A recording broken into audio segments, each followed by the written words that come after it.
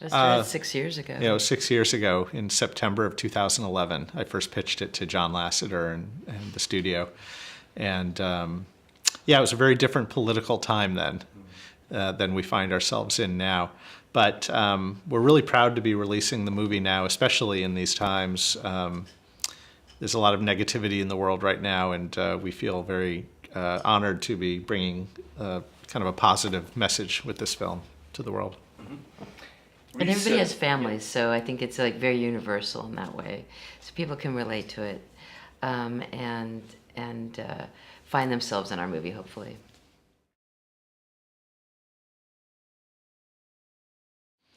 Well, we already loved Mexico. Hopefully that's evident by the fact that we decided to tell this story. Yeah. But I know that our appreciation for Mexico and the people of Mexico really deepened in the course of making this film. Just from all the time we spent down there and all the beautiful families that allowed us into their homes to spend time with them and share their traditions and their stories and their food.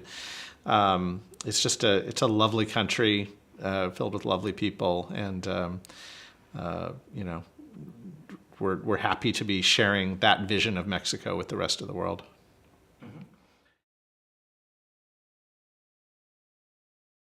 Yeah, we're friends with Jorge.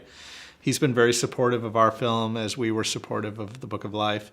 The way we look at it, there are lots of different Christmas movies in the world. There's not just one story to be told about Christmas.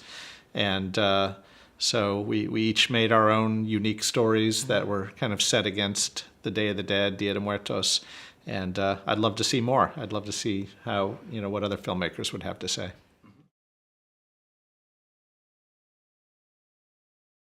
Well, I think that some people, maybe many people, were wary about what we were doing initially. I think it's the idea of people from America coming to tell a story about their culture. I think it's completely understandable that some people would be wary and nervous about the story that we would tell, not knowing anything about it. But we knew that from the very beginning, we knew we had the responsibility, since we were telling the story set in a very real culture, to make a film that was as authentic as possible and as respectful as possible. And our goal was to not have any stereotypes or cliches in the movie.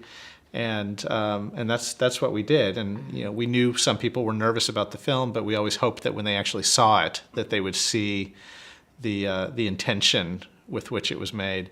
And that's what's happened. I mean, when we opened the film in Mexico, it has been doing really, really well there.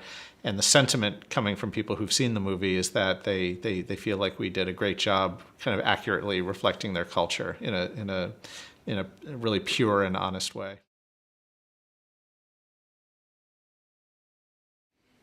Well, one of the songs that's in the film is La Llorona, and it's a great song, and it's often it doesn't necessarily have anything to do with Dia de Muertos, but it's often associated with this holiday, and we really loved it. We really loved the idea that it was sung by our very strong matriarch in the film, and we had these, like Lee mentioned, we had these consultants, one of them Camilo Lara, who is from Mexico, and he helped immerse us in so many songs and references in the country of Mexico.